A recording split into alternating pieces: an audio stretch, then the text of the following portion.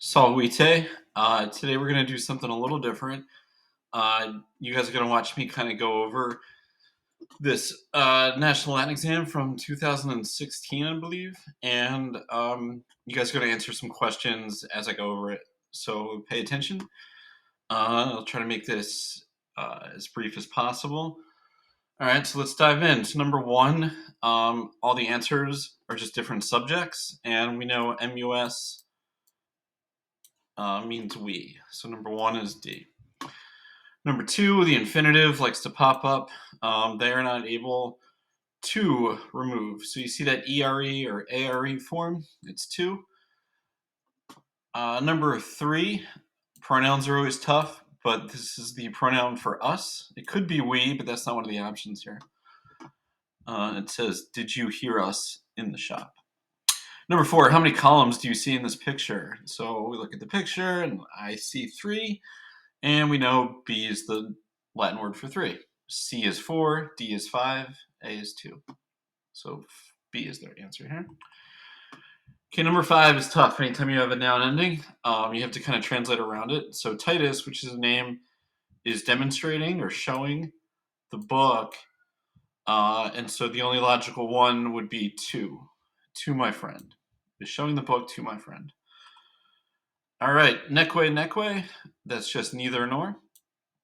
Both and is et, either or is out. And one and the other they wouldn't ask. That's alius and alius. All right, number seven.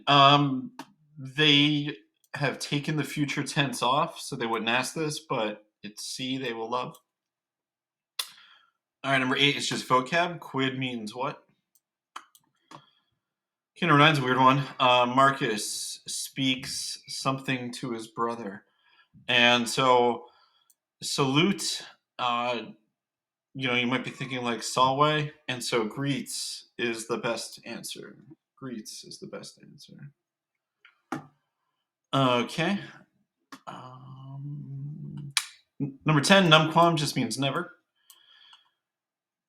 All right, another noun ending. So 11 is a tough one. The farmer was carrying pigs to the city, and it's that ablative ending. So by a wagon.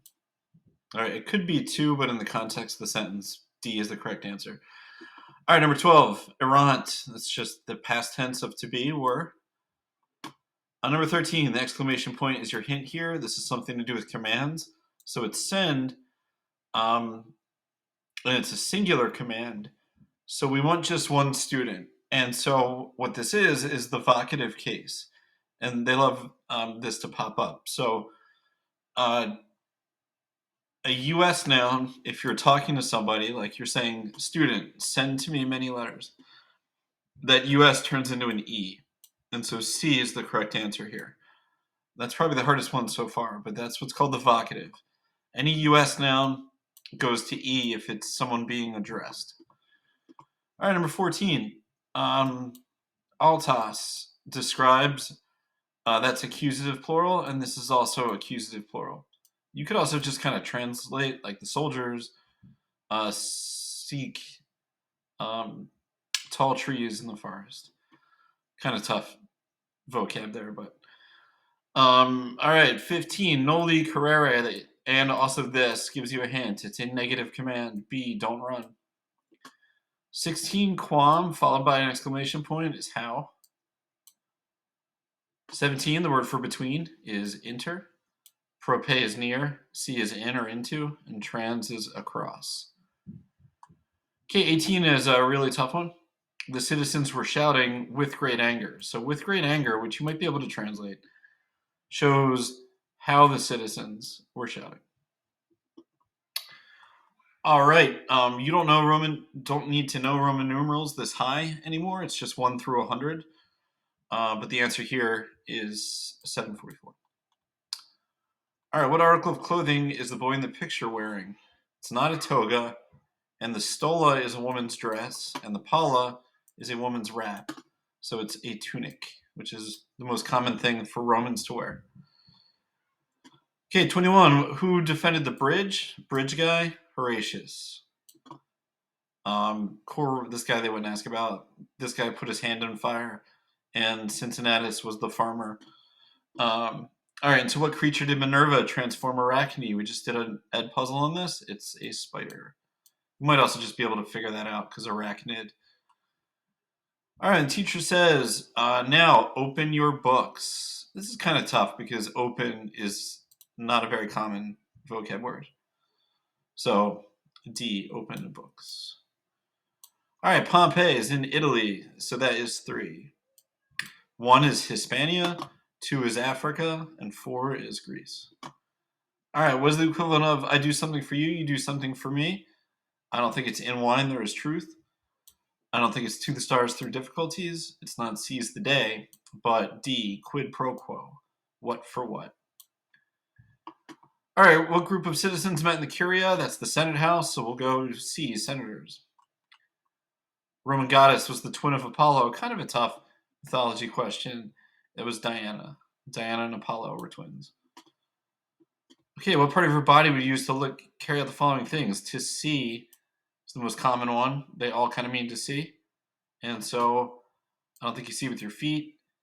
You probably see with your eyes, so that's the correct answer. These are your ears and your hands. Excuse me. What open area in ancient Rome was used for gathering the army? That is the Field of Mars. C. The Circus Maximus was for chariot rides. The Colosseum was for gladiator fights. And the Via Appia is the main road that goes to Rome. All right, these words all come from debeo, which we've had in our vocab, and that's the verb to owe. You could have maybe just guessed that from debt. All right, let's take a look at this story. Saturn, whom Jupiter had conquered, fled from the sky to the earth and sailed into Italy. As a fugitive, who then was ruling the land, he was bringing great benefits to King Janus, who was then ruling the land. Sorry, kind of butchered that. The ancient people of Italy were wild and without culture and laws. They were living. The people did not have homes, but they lived in caves or in trees. Wild. Nuts and fruit and raw meat they were eating. That's the verb to eat. Therefore, Saturn gave laws and taught the people to build homes and cultivate fields and cook food. It's important. For these benefits, Janus gave thanks to Saturn. After Saturn sailed from Italy, Janus wanted the people to celebrate this god. I don't think you need to know the verb to want anymore. Therefore, when he was making coins, on one side, he was representing an image of the head of Janus. On the other side, the image of a ship. When Roman boys were playing, it's the verb to play, they were throwing their coins into the air, and they were shouting, heads or ships. Interesting. So how did Saturn reach Italy? D, he sailed. What was Saturn bringing to Italy? Great benefits. The ancient peoples of Italy were uncivilized.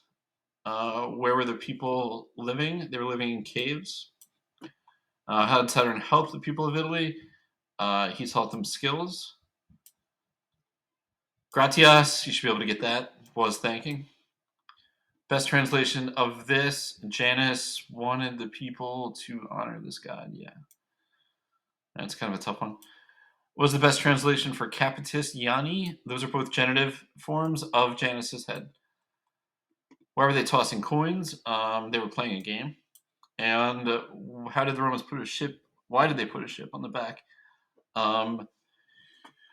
To commemorate how Saturn arrived in Italy. So you really had to get that verb to sail early on. Now we go. Navigate.